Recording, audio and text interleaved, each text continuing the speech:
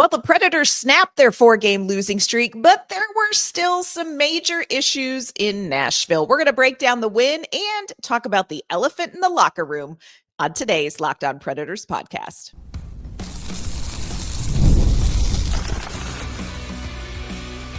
You're Locked On Predators, your daily podcast on the Nashville Predators, part of the Locked On Podcast Network, your team every day. Happy Friday, everybody. Welcome to the Locked On Predators podcast, and thanks so much for making us your first listen of the day. We are, of course, your free daily Nashville Predators podcast. We're a part of the Locked On Podcast Network, your team every day. Want to kick off this Friday shouting out our Locked On Predators insiders and our everydayers who tune in to talk Predators hockey with us. I'm Ann Kimmel. I am a writer and co-host with Penalty Box Radio and friends. I have a Thelma to my Hockey Louise. You do. I'm Emma Lingan, and I'm an NHL reporter and host for the Hockey News. Well, friends, it was not necessarily pretty, but sometimes ugly wins. That was true for Nashville last night as they defeated the Vancouver Canucks by a score of 2-1. On today's show, we're going to recap this game, including our one word to describe what happened. We also are going to talk about the elephant in the room.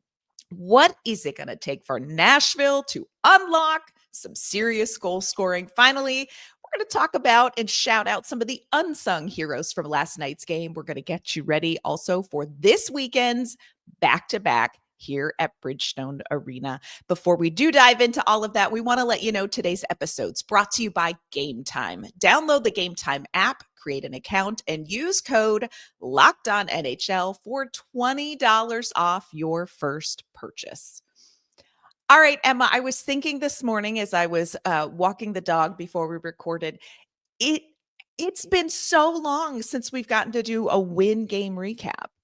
And I was going to look at how long it has been, but then I was like, it doesn't matter how long it has been. It matters how long it feels like it's been. It's been a day or two, friends. Yeah. Plus, looking into it and remembering it actually has been a 4-game losing streak, we don't need to. We don't need that kind of negative energy on a Friday after a win.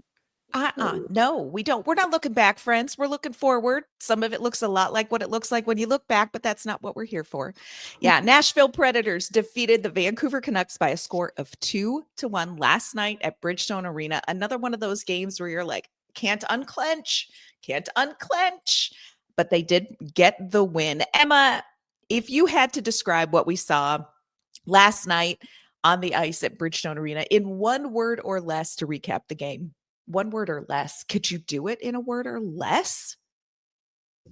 I mean, I've done it before with sounds that aren't really words. So. That's true. And if you're watching on YouTube, our faces say all the things. But if you want to describe it in one word or more, how would you describe the win over Vancouver last night? I'm going to go 2 words, and my 2 words are doggy paddle, because you're not going to win any races. You're not going to be going to the Olympics with a doggy paddle, but it's going to be just enough to keep you from drowning. And I think that's exactly what the Predators did last night. They did not look dominant by any stretch against the Vancouver Canucks, but they did just enough. So they stayed alive. They didn't drown. They stayed alive until the lifeboat came to get them. But they, again, they're not going to be winning any Olympic races. They're not going to be lapping anybody playing the way they did last night, but they did just enough. I mean, first of all, the penalties. Why are we making so many stick penalties? What are we doing? I think there were 4 in the first period, or maybe 3. I don't know. It felt like 43. It blurred together. Yeah. Yeah, but there are way too many stick penalties. And again, we get it, you guys. You have a good penalty kill. You've proven that to us. You don't need to keep showing us. But we did see as we talked about before the show, it's all about how you frame it. We saw a special teams goal. That's right. Granted, it was a shorthanded goal from Ryan O'Reilly, but hey, semantics. Special teams goal, that was good. The Yep. penalty kill looked good. Amazing. The power play looked abysmal. So what else is new? Mm. Um, and yeah, I mean, I think that there were some good things. There were things to like. There were things to really not like. And it was not a dominant performance, but they did just enough. It was ugly. It was a little frantic at times, just like a little dog paddle, but it was enough to get the job done. Yeah. A lot going on under the water. A lot going on under the water, but they got the job done, and at this point, I think Nashville needs just a win. They need a win to kind of get refocused and to kind of stop the panic. My one word, also two words, and it is a name, and that name is Mike Wazowski from Monsters Inc. In theory, pretty scary. One eye, got some horns, got these weird like fingers on these weird arms. And I think he has like 3 toes. Like he's just not a lot to look at, but he is hardworking. He applies himself. He's certainly not flashy. The problem is that Mike Wazowski is not scary to children. And that was his job. And that was kind of Nashville last night. Like, look, they did play this very hard-hitting game. They were winning the puck battles, and it was a physical game, and the defense was very good. And UC Saros was sorrowing left and right. But offensively, they're just not scary. And that's the issue we keep coming back to with this Nashville team. Yes, they won, but they won scoring 2 goals. Just 2 goals. And you're not going to win hockey games consistently in this league scoring 2 goals. They had 35 shots on goal, which I thought that's terrific. That's a great volume, but only 2 went in. Now, like you said, we got to credit Thatcher Demko. He played very, very well. But at some point in time, you have to shoot the puck in such a way that you stand a chance. And like the game-winning goal, like as I watched it, I was like, I don't think it went across the line. I don't think it went across the line. I don't think it did. And then they showed the down version, and I'm like, there's white ice. But it just was like, do, do, do, do, do, do, do, do. Just Time slowed down watching that thing cross the line, and it was like a quarter of an inch of white ice, but hey, it counts. there it was. It was the ugliest, the greasiest of goals The from greasiest.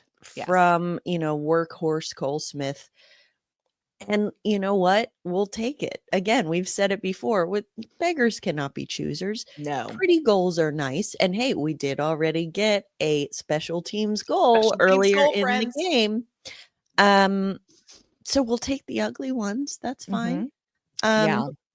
Another thing I will say, it was, and I thought it was funny, Hal Gill before the game said, and I was kind of like, oh, okay, Skillsy saying the things, but he said, the Predators, they need to get back on track. This is some critical hockey they've got coming up here, this homestand. The Brady Martin thing is over. And I was like, call it like it is, dude. Like, out loud.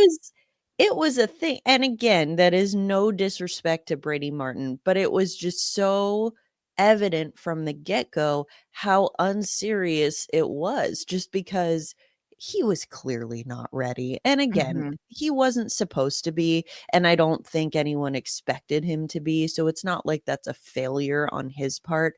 But I think it's like, after a certain point, you're like, all right, he's not ready. Let's end the little experiment here. Let's send him back and let's kind of get on with our lives. And it did seem like they did that. We saw Matt Wood get called up from Milwaukee. He looked fantastic. I know we're going to talk about that later. But I mean, it was nice to kind of see. It was a little bit of like, all right, everyone, like, let's get back on track. Let's be serious now. We're not about parading these young kids out, giving them their little, like, spend a day as an NHLer opportunity anymore. But it's like, now we're actually getting serious. So that was evident as well. I do think there is something to be said. And again, this is no disrespect to Brady Martin, who we are very excited about and what he's going to bring to this franchise. But there is something to be said of not having two very different projects running at the same time. And that's what Nashville sort of had the beginning of the season. There was the project of, okay, we've got to get this team back on track. And there was the project of, we also really wanted to develop and give opportunities to Brady Martin. And I think that there is a challenge to balancing those two things. And they were fine. They did fine with it. But I think it's good to be like, no, here's what we're doing. This is what we're going to be about. We, of course, always ask our Locked On Predators insiders for their one words after the game. We got some great ones. One of our insiders said, great defensive effort. Well, except for the penalties. My one word tonight is ugly. Demko looked great, but the Preds kept peppering him with shots, and you just knew a couple were going to get by. Another insider's one word is juice. We always lose nail biters in the last minute, and Juice had 3 marvelous saves, any of which could have tied it. Best goalie in hockey. Don't let nobody tell you otherwise. He really was incredible. And when they went 6-on-5 at the end, Vancouver had a lot, they really had a lot of good chances. And man, Juice holding on. Another insider said, my one word is confused. Are we a full 60-minute team, or are we the bottom of the barrel? Because where has this team been? That was the most complete game they've played all season. Still would like to see the power play active and more goals scored, but that was not the same team we have seen the past few games. I mean, a shorthanded goal. Where was the last second collapse? Where was everybody looking around wondering who was in charge? I'm like, okay, that was fair. Another insider said, my one word is 2, because it's your show, your rules, energy and perseverance. Yeah, that was a high energy game. That was a game that you sort of had to bite down on the leather strap to get through. But the Predators got through this game. Now, we do have to talk about the elephant in the room. We love the win. We love the special teams goal, wink, wink.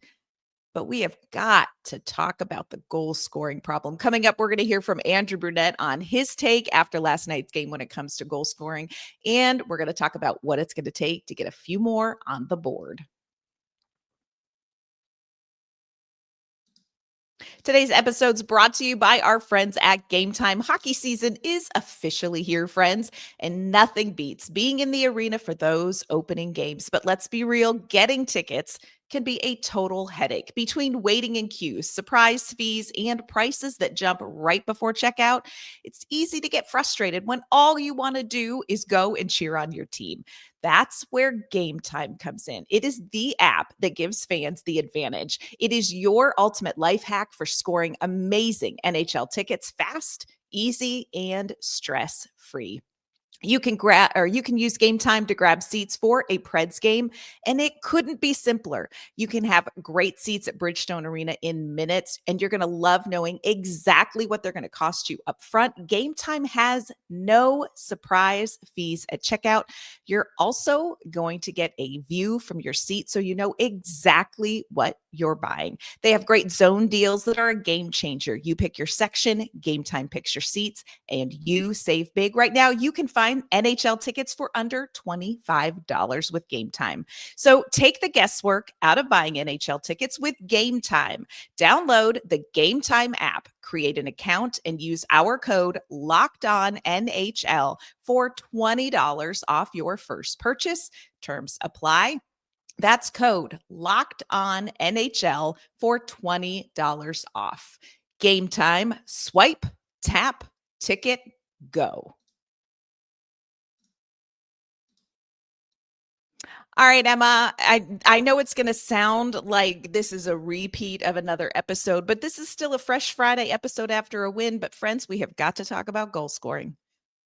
2 goals. Again, credit to Thatcher Demko, who did play an outstanding game in net.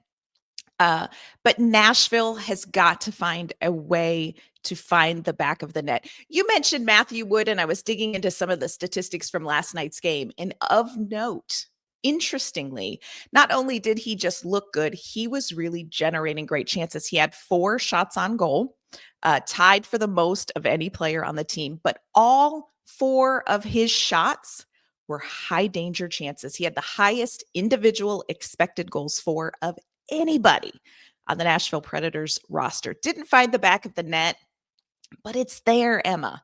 And he played on the top line with Philip Forsberg, Ryan O'Reilly. What did you like about Wood in that game last night? I like just about everything from him, Mhm. honestly. I mean, he did everything but score. And did everything right. He looked like, I mean, I continue to be so impressed by Matt Wood. I mean, he had a tremendous camp after, making his debut last year because of the rules. He came straight from the NCAA, had to come straight to the NHL, and he looked fine. It Mhm. was like, all right, well, he could probably use some seasoning in the AHL, and that's fine. But he came into camp this summer and just looked like a man on a mission, and Yeah. unfortunately got injured during preseason, and so he did end up going to Milwaukee for a little bit, scored in his first game there. But seeing him get called up now, it was like, again, I think when you look, and it's not fair to do a straight up comparison, Matthew Wood versus Brady Martin, because two completely different players, different development timelines. But just because he was the one who replaced Martin on the Mhm. roster, it's natural to kind of make those comparisons. And it's like, okay, yeah, this kid's ready. This kid's got it. He looks the part. The moment did not look too big for him. Being on that line with Forsberg and O'Reilly, I think he generated some fantastic chances. Like you said, he's big. He uses his size. He got physical, knocking guys off of pucks. And again, for a team that has been so defensive minded, I think, Mhm. for the first few games here, he was responsible defensively, which you can't say for everybody on that team last night, but he Oh, was defensively responsible, but he also was aggressive offensively. And I don't just mean physically aggressive, but I mean he's going after pucks, he's taking those chances, he's driving to the net. And I think that that's something, that kind of energy that you need. I know we're talking about Matt Wood, but I also need to shout out Ozzy Weisblatt. I think let's go. he had probably his best game last night. Mhm. Again, looked fantastic, was so aggressive, so hard on pucks, really strong forechecking, which we usually see from him. But also, I mean, he had a play at one point, he had a takeaway. He Connor McDavided that thing up the ice. Yes. And took the shot, threw it on the net. And again, it wasn't irresponsible, like, oh, let's just throw everything we can on the net, but it looked like, oh, hello, sir, you are ready. Yes. And it was like, okay. And so it was really encouraging to see players, the young players, really step up in this one. Of course, it was veterans who ended up doing the scoring, but you're seeing the kind of energy, and I just hope that they don't get discouraged by the fact that they didn't find the back of the net last night, because they were doing everything right. They did so many Yes. things right. And I think, law of averages, unless you're talking about last year, but law of averages, more often than not, you keep doing the right things, you will get rewarded for it. So it was positive to see that. Yeah. Andrew Brunette talked last night after the game about goal scoring, about how it has been a struggle, kind of what they're trying to work on, and what he saw from the team. This is what Andrew Brunette had to say last night after the game. They're not going in easy right now. I think we're sticking with it. I think there's some things we can do a little bit better offensively. I think we pass up a lot of shots in good areas. We're a little slow to pull the trigger. I think we get ourselves in the slot and either we don't shoot or it gets blocked just because we're a little slow. But, I think the greasy goals, I think that's part of what a lot of our guys can bring. There's some things we got to do a little bit better. And I think we're squeezing it and it leaks into the power play. Our top guys are really tight. They know and they want it so bad they're almost over trying right now, and we're kind of not quite in cohesion or rhythm on the power play. But that style of play, that offensive zone possession, you're going to be rewarded at some point or another. I loved what he said last night because I noticed this watching the game. We are passing up shots in the slot. If I see one more person in that gold/yellow jersey in the slot with the puck on their stick and they go, I'm going to pass it out. Stop doing that. Stop doing that. Like, some of the things that Nashville is doing, I really do think are mental. Talking with Ryan O'Reilly earlier in the week, he was saying, for him, he's like, personally, I just feel like there's a little mental block when they're not going in. You do sort of start to get in your head and think about it, and O'Reilly said, look, the puck doesn't feel super comfortable on my stick yet. And so I'm working through that. Now, O'Reilly was the one who had the special teams goal, wink, wink, shorthanded. So you want to see them get more comfortable. I think the same thing is probably true, Emma, on the power play, which, by the way, went 0 for 3. 0 for 3 last night. They had 3 shots on their power play chances last night. I think so much about the power play right now is they are being so careful to try to get a goal that they are nearly paralyzed. I found myself wanting to yell, move around, because it's almost like they're like, if I'm in the right position. Well, you might be in the right position, but friend, you can't stay there. You gotta move around a little bit. You've got to, they just are not making it hard on the opposing penalty kill. Those 4 penalty killers can basically stay within a 2-foot area.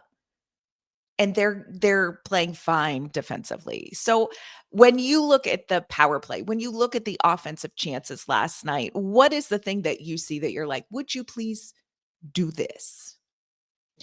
Well, you bring up a good point, I think, and you talk about, and we hear this a lot as part of this team's identity is supposed to be we're hard to play against. And I think at 5-on-5, that was true last night. They were hard to play against. They were aggressive. They were knocking guys off of pucks, even if they're not necessarily, making all these crazy offensive plays. I mean, they were still, it was gritty, it was greasy, and they played to their strengths in that way.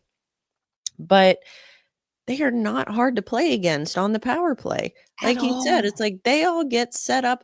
And what stands out to me now, and it's hard, I try not to, kind of shape my own narrative around this based on what we've heard, but it's hard not to because we keep saying, okay, guys, like you don't need to get set up for the perfect shot. Just, like make it challenging, move around, make it harder for those guys to defend. There are more of you. There are 5 of you and 4 of them. Like it shouldn't be easier for them. And so that is, what we've been seeing and what we keep noticing. But then what Steven Stamkos said the other day, Tuesday morning, when he was asked about the power play, he said the exact opposite. He said, I think a lot of times, we're too quick. We just need to slow it down and set up, the right shot. And it was like, I don't think so. I mean, and maybe, and it's not to say, obviously, that is something that's a strategy that has worked for him in his Hall of Fame career, and that is good, but I think it's a different system. Not only, the most, I think, quite honestly, the laziest take that I hear a lot is like, well, he doesn't have Nikita Kucherov with him anymore, so now he's getting exposed. Okay, look, yes, Nashville does not have a Nikita Kucherov. Most teams don't, and that's a valid point, but I think it has less to do with the personnel around him and more to do with the system. And I think that I'm not saying that the power play strategy, the power play system that the Preds are running is objectively bad, although it's getting harder and harder to not say that given the results. But I think that it's not a fit for what you have, specifically Steven Stamkos, who is brought in to be a power play weapon. Because listen, I talk about, what I was just saying, being hard to play against at 5-on-5, really knocking guys off of pucks. Steven Stamkos, I mean, like, I was watching him forechecking last night, and it was like a baby forecheck. Kind of looked like me forechecking. I'd be like, oh, I'm sorry. Excuse Like me. Excuse me. Sorry. Like, can you just give me the puck? Actually, that would be great. Are you going to use And that? Because if you're not, I'll just, yeah. I'll be over here Yeah. setting up in my office in case you need anything. Yeah.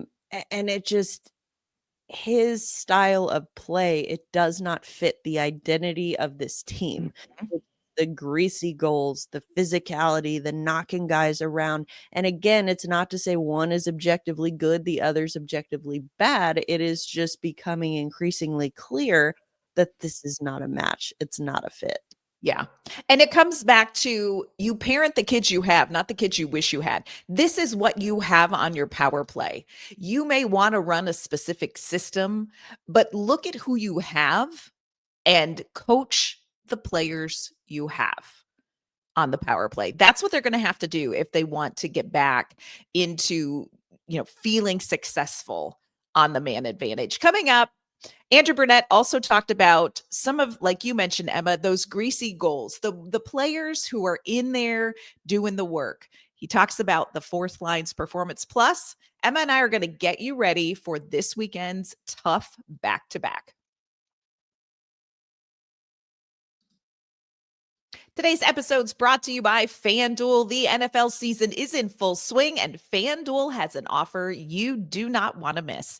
Right now, new customers can bet just $5 and get $300 in bonus bets if you win. That's right. Pick a bet, put down $5, and if it hits, you're going to unlock $300 in bonus bets to use across the app. You are going to love how FanDuel gives you so many different ways to play. You can build parlays, you can try player props, you can even follow the live lines during games. It is going to make watching football even more exciting when you've got a little something riding on the action.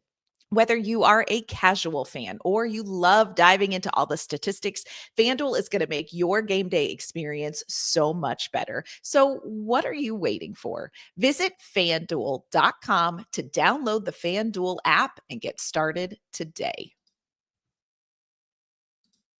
All right, Emma, you had mentioned earlier in the show, and I think this deserves a circle back to, and that is Ozzy Weisblatt, Michael McCarron, and noted offensive juggernaut Cole Smith with the game-winning goal last night. That is a line that was so critical to the win last night. And friends, that's not necessarily a sentence that you would imagine saying if you looked at this roster on paper. This is not going to be the line that jumps out at you and says, we're going to be so important. But they really were last night. And Andrew Brunette talked about that line specifically and what they bring to the team, especially in last night's win. This is what Bruno had to say. Well, I think it's been since I've been here. Big Mac and Smitty, and they've had different guys, and now it's Ozzy, and they're kind of the identity line of our team, and they're a little bit of the driver. I think, especially when they're playing like they did tonight, and for most of the year, they bring a certain style to play. They're predictable. When you put them out there, you feel very comfortable. I thought they set the tone there in the third period from that first shift, and I think we settled in for the most part that period. But yeah, they were really good tonight, and they've been really good all year. And it was nice to see them get rewarded. I mean, they get so many chances, and it was nice to see one go in for them. I think that line has really stepped up with Marchessault being out, because the Bunting Halla Marchessault line was spicy and they were kind of the tone setters. But you really do see, and I know people poo-poo the fourth line and why is Michael McCarron here and all that kind of stuff. Last night's game is why that line is so important. Again, not necessarily your offensive goal scorers, but who among us at this point in the season, friend, who among us is an offensive juggernaut? But I loved seeing them get rewarded. The problem is, at some point, you need Philip Forsberg and Roman Josi and Steven Stamkos to be the offensive juggernauts of the team. But I did love that he shouted out that line specifically for their performance.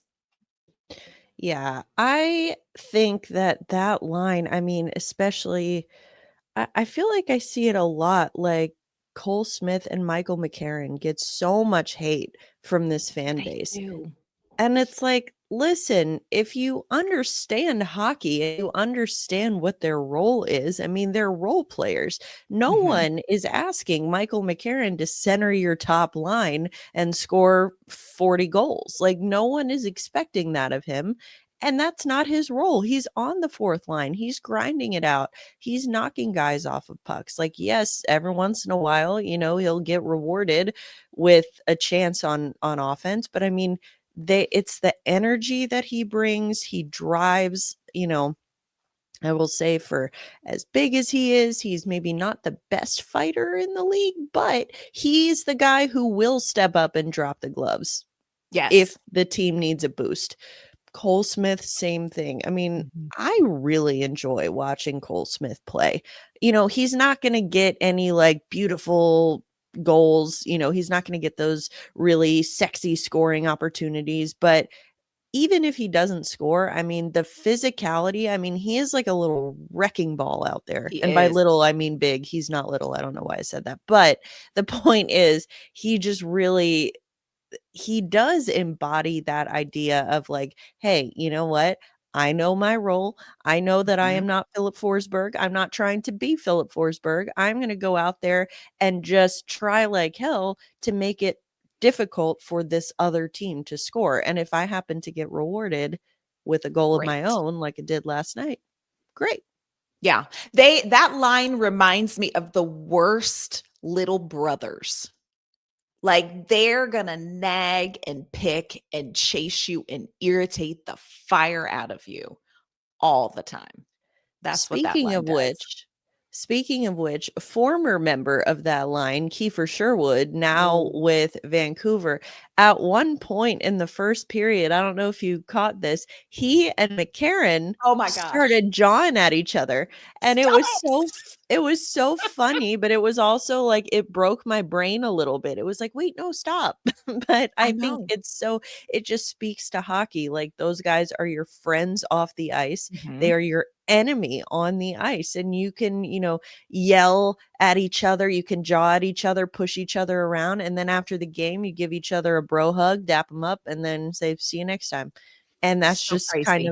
it's kind of the beauty of hockey. But I'm also like, I don't know, the person in me who I hold grudges and I take things personally. I'll be like, I'm gonna remember what you said out there on the Yeah. ice. Like, You don't up go note. in and out of the invisible backpack of hockey grudges, friends. It's Yeah. like a one-way ticket, and settle Yeah. in when you're in there. I thought about that too. I saw them and I'm like, "Oh my gosh, they're such good friends. They know too much about each other. They're gonna really go for the stuff." I'm Come like, on, please y'all. don't mention anybody's mother, please. Like, No, let's just not go there. don't do that. Don't Uh, do that.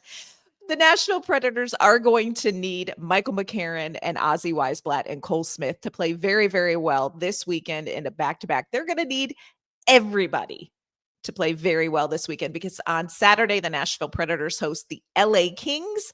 Sunday, the Dallas Stars. And just for fun, the hockey gods aligned. And last night, the LA Kings played the Dallas Stars. So I have, like, there was two games going in my world, because I love to kind of watch the teams that are coming up for the Predators. LA won that game in overtime. Fun fact, LA has played 8 games. 5 of them they have needed extra time. 2 shootouts. They went 1-1 in the shootouts. And then this was their third overtime game. They're 2-1 in overtime games. Kempe scored the overtime goal, as he does. And he's probably one of those players that's going to be on Nashville's radar. That's the player that they're going to have to contain. That, and, ex ex-girlfriend Kevin Fiala. So when you look at LA coming into town, what's Nashville's biggest challenge there, Emma? well, that was the thing I was going to bring up about LA. I mean, they're a team that on paper, they're missing their best two-way Mhm. player in Anze Kopitar. Darcy Kemper in goal has not been, I mean, he has Darcy Kempered. He does the thing where he looks like a Vezina winner one year and then he completely disappears for like 3 years after that, to the point where they had to go out and get Phoenix Copley back from Tampa. And so it was just a whole thing. So you look at that team and you're like, well, okay. You also look at the fact that they didn't really add much in the way of offense No. over the offseason. I mean, again, like getting guys like, well, offseason / last season at the deadline. But I mean, like Corey Perry, Andrei Kuzmenko. I mean, like these guys are not, when you look at this team and think, oh, this team really needs some goal scorers, those are not the guys you think of that they're going to go add. But I think that 5 games in overtime was the thing that really stood out to me, because the Nashville Predators have a bit of a history of letting games get away from them in the final moments of regulation. So just know, Predators, that if the Kings have an opportunity to send a game to overtime, they're probably going to do it. They Are will. probably going to do it. Yep. And I think that that's where it comes in, going back to Nashville, they need to score some goals. This whole, like what they did against on. Vancouver 2-1, I don't know that's going to cut it against LA, against a team that is, able to come back and tie these games up. They come in the clutch later in games. You gotta score more than 2 goals. Like, you Yeah. can't let this one get out of hand, because LA, they may not be the best, like the top team in the league, but you give them an inch, they'll take a mile, and they'll find a way to get those points. And so I think that that's the thing that maybe worries me the most about this matchup. Yeah. And then if that's not enough, and it should be, but it's not, because Sunday the Dallas Stars come to town, a back-to-back. This is just a challenging back-to-back. And of course, the Dallas Stars means Matt Duchene's back. So buckle up, because Matt Duchene's going to try to score a hat trick on us. When I think about this Dallas game, one of the things that jumped out to me is Jake Ottinger. He's kind of been a little bit up and down in his, I think he's played 5 games. But he looked very good in last night's game against LA. And again, it was a 3-2 game. So those 2 teams were able to contain each other. I think it's going to be a little bit more challenging for Nashville to contain either of these. Interestingly enough, Ottinger has given up 4 goals in 3 of his 5 games. The question is, though, can Nashville score 4 goals? So much about these games, LA and Dallas, is going to come down to goal scoring. Can Nashville put the puck in the back of the net? I don't even care how many players for Nashville are on the ice when it happens. Yeah. I don't even care. Truly. Not counting bodies. If No. you score a special teams goal when you're 5-on-3, okay. And I mean, we're the 3. Okay. Oh, yeah. That's fine. Score goals, you all. I'm begging. Yeah. I think with Dallas, they have too many offensive weapons that you just have to take them seriously. Even though their record, I would say, if you're a Nashville Predators fan, go right now to the NHL standings page on NHL.com, take a screenshot and save it to look at it later when you're feeling a little down, because right now the Nashville Predators are ranked above the Dallas Stars in the Central Feels so Division good. standings. Feels so good. Predators are 5th in the division right now. Dallas is 7th, and Dallas has lost 4 games in a row. So they are now 3-1. Nashville 3-2. So, it's not like they're that much better. But and Nashville also just lost 4 in a row, but then they won 1. And so it's like it never happened. But I think, you can't, at this point in the season, again, it's so early. That's why I say take a screenshot, look at it later when you're having a bad day. And just know, like, this obviously will not change. I mean, Predators have 8 points. Dallas has 7. It's not like there's this, giant chasm between both of them. But I think that you're going to be catching a team, they, as you said, they just lost in overtime to LA. They've got a tough matchup at home against Carolina on Saturday. And then they're going to be coming into Nashville on Sunday, second leg of a back-to-back. They're going to be tired, depending on how Saturday goes. They might be a little pissed off. And that's where you as Nashville can take advantage from that. Now, Nashville also on the second leg of a back-to-back, but you're at home for both of Big them. You don't difference, have the yeah. travel involved. So you got to take those little edges where you can, especially if you're not going to score more than 2 goals. 2 goals. But Yeah. also please score more than 2 goals. That would be You nice. can. Nobody's going to be mad.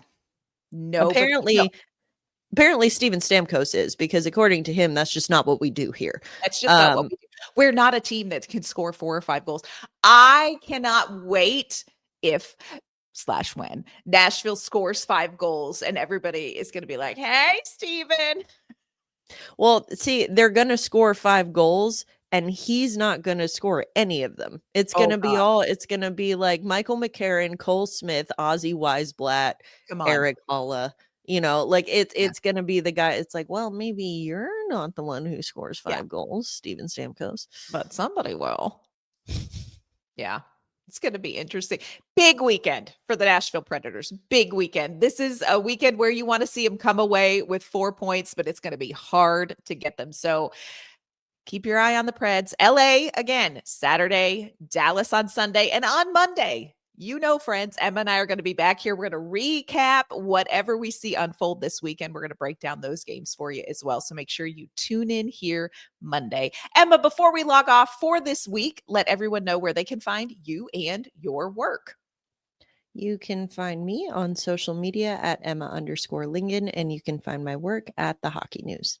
You can find me on social media at AnnK_Mama on Ice. You can find my work with Penalty Box Radio as well. Friends, that is going to do it for this Friday edition of the Locked On Predators podcast. Thanks again so much for making us your first listen of the day. We will be back Monday with some game recaps. We'll see you then.